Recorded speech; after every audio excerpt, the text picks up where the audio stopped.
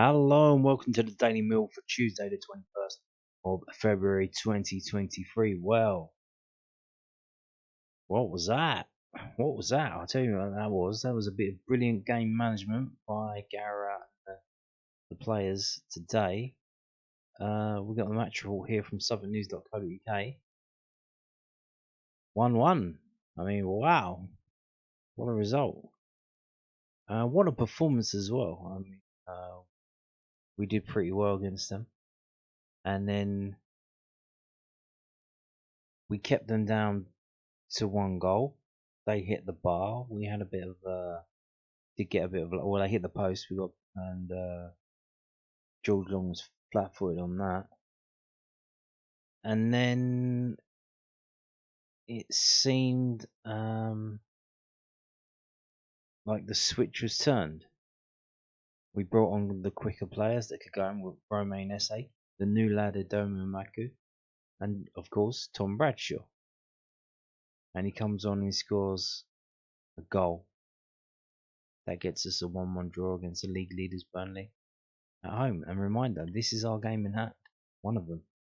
Got one more left next Tuesday against Luton, but this is our game in hand.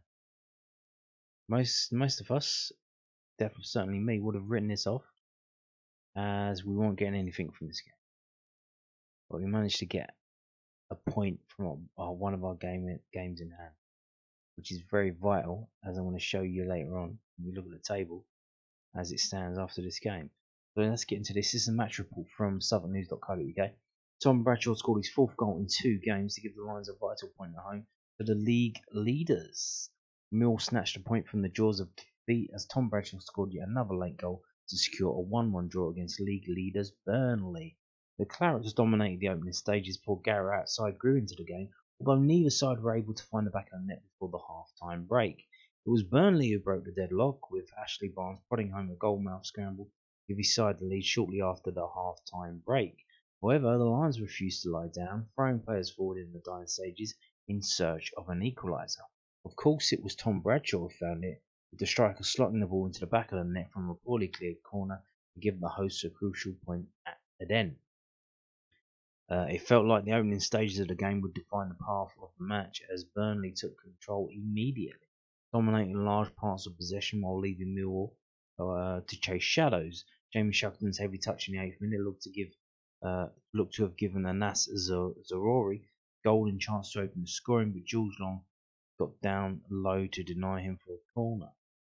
A lot of Burnley's chances came from us messing up, from us not being able to pass to each other, getting intercepted. So just seconds later, the visitors came close again as Vitinho's cross from the right flank met Ashley Barnes in the middle of the box, but the veteran striker launched his effort wide of the post as the Clarets continued to push forward. While their patience was key in the final third, Burns' discipline was far from perfect in their own half, giving away a number of free kicks. Millwall were unable to take advantage, however, with Zion Fleming smacking the wall from their best chance at the opening stages. It looked like the pressure would become too much for Garrett's men as Burnley continued to press, forcing countless errors and continuing to threaten as the half wore on. However, in the 21st minute, Fleming looked to catch Arjanet Muric off his line, an audacious lob on the halfway line, firing just wide. He woke up the home crowd who got behind the team as the tide started to turn. Jake Cooper regularly pushed up from the back for Millwall's free kick situations, diverting his headers narrowly off target as his side grew in confidence. It was clear that their direct approach was working, as was their pressing, with Burnley looking to play out from the back at every opportunity. The Lions won the ball back high up the pitch 8 minutes before the break, with Fleming gifted space to curl a long-range effort into the palms of Juric, their first shot on target of the half. Yet it was Burnley who had the last chance before half-time, with Scott Twine scooping a shot past the post from a fluid counter-attack before the flag was raised for offside. Another thing, certainly in the first half, a lot of our efforts were from outside the box, long range. Couldn't really get into the area. Zaroury came forward with the first chance of the second half, bringing the ball inside from the left flank before blasting a shot miles off target While Mill fans enjoyed the moment, there was a real sense of frustration when they won a rare corner up the other end of the pitch, which Vogel Sammer smashed straight out of play for a goal kick. Murich's goal kick caught the Lions off guard, and before they knew it, Coutinho had popped up with the ball down the right, crossing the ball into the box with Twine. His initial effort was blocked, but Ashley Barnes was on hand to prod the ball into the back of the net to give Burnley the lead in the 51st minute. Millwall looked for an immediate response as Fleming broke down the right side of the pitch. He was brought down on the edge of the area for a free kick, which George Saville dinked into the gloves of Murich. It woke Burnley up and kick-started a lengthy period of dominance that almost saw them double their lead. Amidst the amateur dramatics from Twine and Ian Maatson, Cullen was able to release Coutinho down the right flank once again. The Brazilian's cross found Josh Brownhill, this time with the Clarence captain stroking his shot onto the post. Arawa ended up rolling the dice with just under 20 minutes left to play, as Tom Bradshaw remained SA and Ryan Leonard were brought on. SA looked the brightest, immediately combining with Fleming to win a corner, but Vogelsammer smacked it straight into the gloves of Muric. It looked like Burnley would be able to play out a routine win, but Millwall had other ideas. Some clever thinking from SA gave them another corner, which the Clarets cleared out as far as Fleming on the left. His cross back into the box ping-balled around before Bradshaw was able to rush in and slide the ball into the net for an 85th minute equaliser. And then we had to suffer an agonising 7 minutes of injury time, which was caused by the Burnley players just dropping down and rolling around and diving, and they put us under pressure for that last 7 minutes, which is not fair. Why are they getting 7 minutes after they were the ones playing up? But we held on, and hopefully not too many Millwall supporters suffered any heart attacks or strokes and stuff from that crazy end to that game. But yeah, so we're going to go back to the Millwall official site for the team. The team was Long, Cresswell, Cooper, Wallace, McNamara, Shackleton, Fleming, Saville, Honeyman, Vogelsammer and Watmore. And the subs were Leonard for Shackleton on the 72nd minute, SA for Saville on the 73rd minute, Malone on for Honeyman on the 88th minute, Emaku on for Vogelsammer on the 87th minute, and Bradshaw on for Watmore on the 73rd minute. And the unused subs were Biakovsky and Evans, and a crowd was a pretty decent for a midweek game, 13,542 with 1,370 of those being Burnley fans. So let's get back and look at the takeaways here. Another outstanding result. Millwall's performance against Sheffield United was exceptional, and they deservedly picked up all 3 points. Their performance against Burnley was arguably as good, and a point against the runaway league leaders should feel equally as sweet. It means that the Lions have lost just one of their last 5 games, which should give them a lot of confidence going into some crucial games in the coming weeks. Indeed, maybe not the next one, which is Stoke away, but Luton away on the Tuesday, and certainly after that, Norwich, another big Billy Big Boots club, ex-Prem, down from the Prem yo-yo team. Can we turn the yo-yo into no-no and take their place in the playoffs? Bradder's bags again. Asking you shall receive. Millwall shone their metaphorical SOS signal, and Tom Bradshaw came into the rescue. His 11th goal this season was vital, one that gave the Lions yet another positive result against one of the best teams in the division. He's really one of the informed players in the entire football league right now. Obviously after his hat-trick at the weekend, he did get into the EFL team of the week. What I'd say, so obviously 2 of the changes that were made was, I think, Bradshaw out. There was 2 changes. One of them was Bradshaw out, and obviously a lot of people moaning, oh, how can you drop him off to score a hat-trick? Oh, row it. He's knackered. He's been playing all the time. And you could see there's no point in running him down when in the first half of the Burnley game, you're going to be playing off of him. You're going to be more defensive.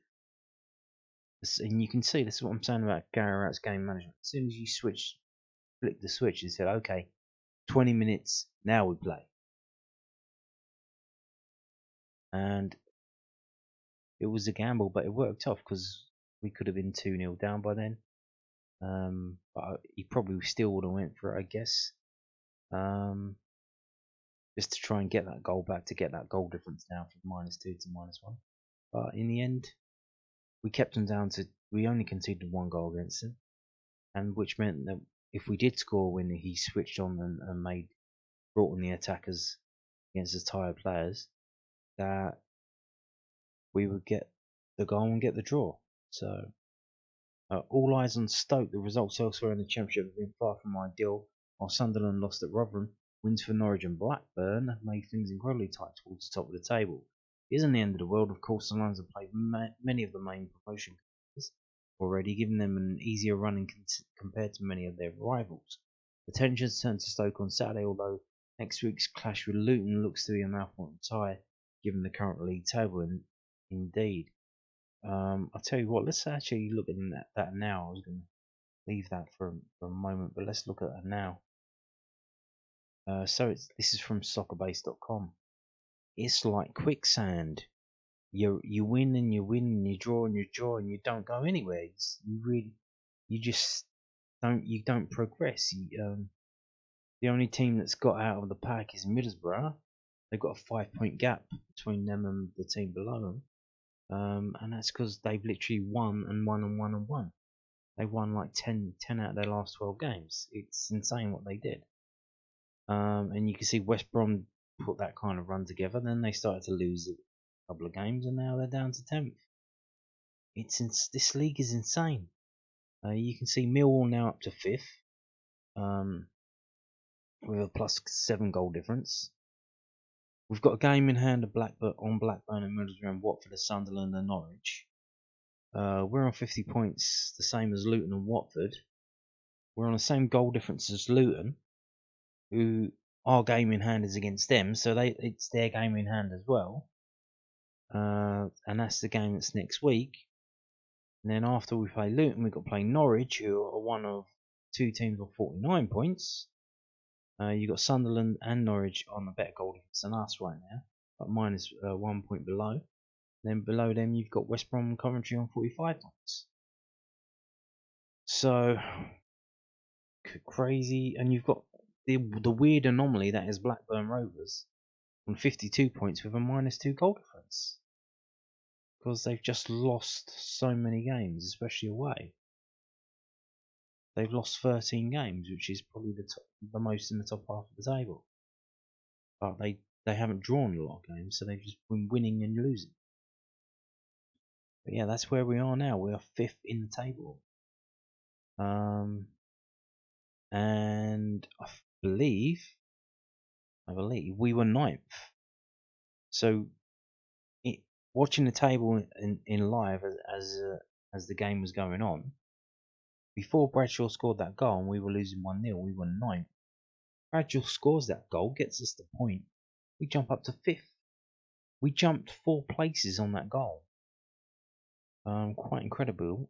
Not only that, but that goal now means that Bradshaw is our top scorer for the season so far. We've got 2 players in double figures. We've got Bradshaw and Fleming.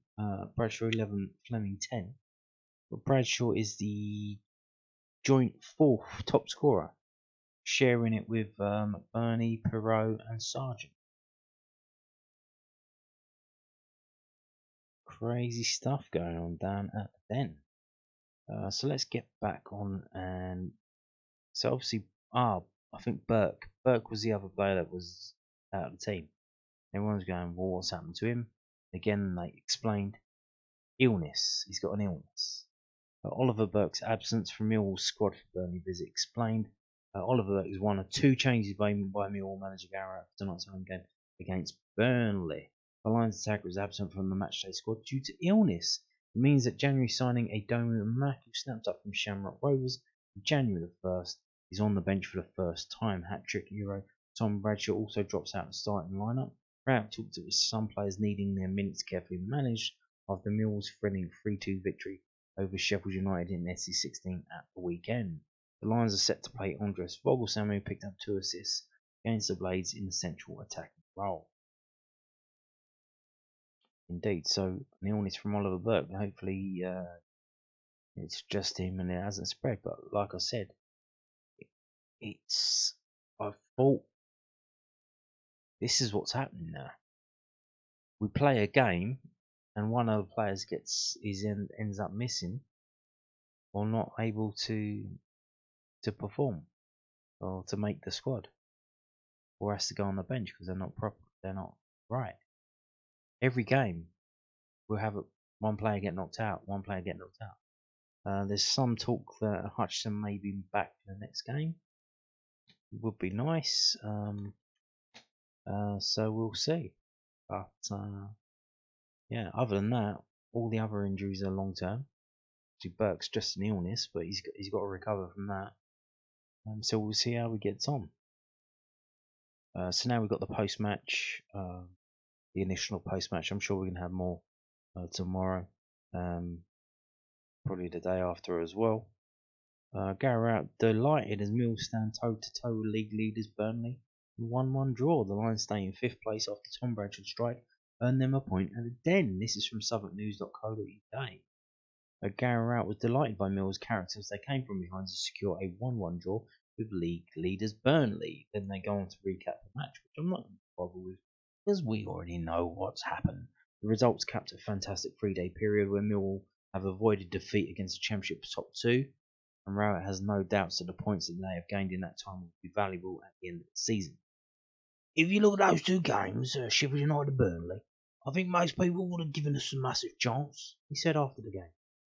To play as well as we did against Sheffield United, to use up so much energy up, I think that's hard to come and have to show the same energy, if not even more, against a Burnley team that moved the ball so well, they find space. I felt that early on you could see it, we didn't quite have the same zip as we did in the Sheffield United game, and they play around you so well when you try and press. We had a few issues early on. I think they played Barnsley, it's tiny, just a little bit deeper with the 2 wingers really wide. Which happened is that Savs and Shacks were so occupied by the 2 forwards that we ended up playing 4 against 2. When you do that, you haven't got an extra body to join the press and get a little bit closer. They played around us a couple of times, a bit like we were sitting in, but we weren't intending to. It's just the way they caused us that problem. First off, I thought we had some moments to do that. We had some moments to break. They're a very, very difficult side to get in behind. To time those runs in behind. We had quite a few set pieces, but delivery today wasn't anywhere near what it usually is. It just felt like a little bit like hard work from the sidelines in the first half. It felt like fleeting moments rather than periods of pressure, like we had over the weekend. They're a good side. They're probably the best side in the league. They move the ball better than anyone in the league. I think they've had a lot of shots from distance today. Well, many great opportunities where you'd say he's 1v1 with a keeper and he should score. I think there were a lot of balls around the edge of the box where they've got a shot a half a yard or wide or over. But they controlled the game, and up until half time, we certainly had a problem. Yes, we did. Well put, Gary. Well put. So moving on to Burnley boss company. Not surprised by stern examination at Millwall's den. Surprisingly, unlike all the other managers who've had tough results at Millwall, they seem to say, yeah, Millwall pretty good. He seems to say Millwall pretty good team. Yeah, like no surprise. So Burnley manager Vincent Kompany knew that tonight's trip to Millwall was always going to be a tricky test. Tom Bradshaw's 85th minute goal cancelled at Ashley Barnes' opener early in the second period. The Clarets are top of the championship table and make it 13 matches unbeaten, 11 of those victories. Millwall are undefeated in 11 league games, then winning 6 and drawing 5. It's been good until about 5 minutes from the end. It was a good game for us, responded Company when asked about his first experience of the Lions home. But when the score is tight, you're always vulnerable to ricochet or something. To be fair, it's something they are used to live on. They do well for us, but it was a good game. I have no complaints. We want to win games, but we knew this was a really tough period in the calendar for us. Watford, Luton, Millwall away, back to back. We've had injuries and illnesses. we've had a bit of everything going on with the squad, and yet we come through it. Twaini was outstanding today. Vitinho did really, really well on the wing. These are the little bits that get you for the games. 4 points out of 6, that is good. Millwall has been finding ways this season. They've been getting results. You're never safe at 1-0. I feel a bit more comfortable with the fact we've had a lot of chances, and I'm convinced the quality of players we have, that's on another day. Yeah, they will score more goals. Credit to Millwall though, it was just tough the whole game. I can't say I was surprised. We just discussed it earlier in the season that we're not allowing any emotional roller coaster. The game is done. We'll have a quick review on Thursday or Friday, and we move on to the next one. We got again. So yeah. Well, to be fair, they did draw. If he'd have lost, he might have thrown his toys out of the pram, but he doesn't seem to be that kind of guy. Yeah, credit to him. Unlike a lot of managers, he's giving me all credit. So fair enough. Now, that was the first team game. Let's move on to the under-21s, which I told you was going to be live on Cardiff's YouTube channel. I think it was up to like 800 or 900 viewers for that. So, but a bit of a horror show for Millwall. So this was the team: Wright, Walker, Adam Malaki, Ollie Evans, Vid, Ockley, Allen, Cotton, Hearn, Abdul Malik, Droz, and the subs were Stevenson, George Evans, Hayward, Coleman, and Massey. And it did not go well, and we'll get into that reason was why. This is the match report from the Cardiff City website, cardiffcityfc.co.uk. It's the only match report up at the moment. So yeah, they won 4-2, and no surprise really, because of the team selection, and this has happened quite. This is in the rules of the competition, because they changed it from an under 23 to an under 21. So they didn't want all the players that were out between the age of 21 and 23 to just be turfed out onto the street. So they said, okay, instead of 3 overage players, we'll let you have 5. But the intention was that you would use those 22 and 23-year-olds. Not that you would bring in ringers from the first team to play like Cardiff have done in this game, and more on that in a minute, and which Reading did when we played them at the Majeski Stadium, and they brought Andy Carroll, 34-year-old Andy Carroll, former England international Andy Carroll, to play against our under-21s, which is a bit of a liberty, but there you go.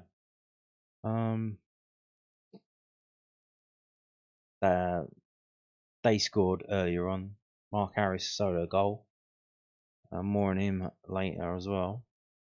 But we got level at half time. Frankie Vid scored again. Nice. Pretty decent goal. Crossing from the side. And he just got up, found the gap, and got up and headed it into the goal.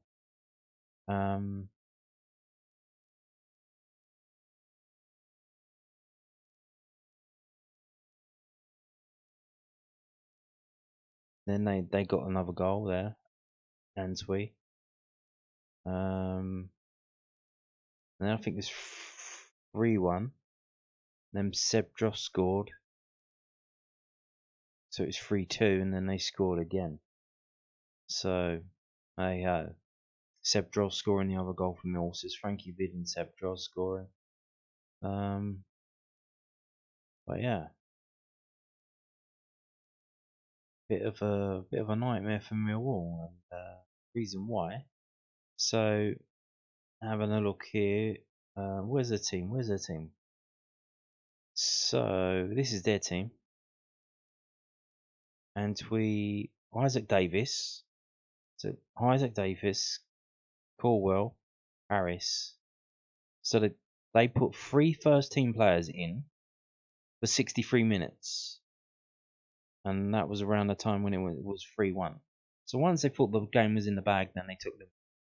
And these are the players. So Harris, remember the names I just said. This is from WhoScored.com. This is Cardiff City's first team stats. Mark Harris, for the first team, started 14 games and came off the bench 15 times. He's a first team regular. And he scored 3 goals for the first team. They put him in the under-21s. Like, what is that about? Vontae Campbell was involved there. He started 1 game for the first team. The other player, Ruben Colwell, started 3 games for the first team. Came off the bench 12 times for the first team. Isaac Davis started 1 game for the first team. Came off the bench 4 times. This is the kind of players that the Millwall's under-21s were up against today. Not only that, but as they're trying to transition, they're putting more and more under-18 players into the squad because they've got a few injuries now, and they've got players out on loan trying to develop. And obviously, you got Romain Esse and Mako moved up to the first team squad, and then you've got the youngsters coming in from the under-18s trying to play against first team players that have played in the Championship for Cardiff City.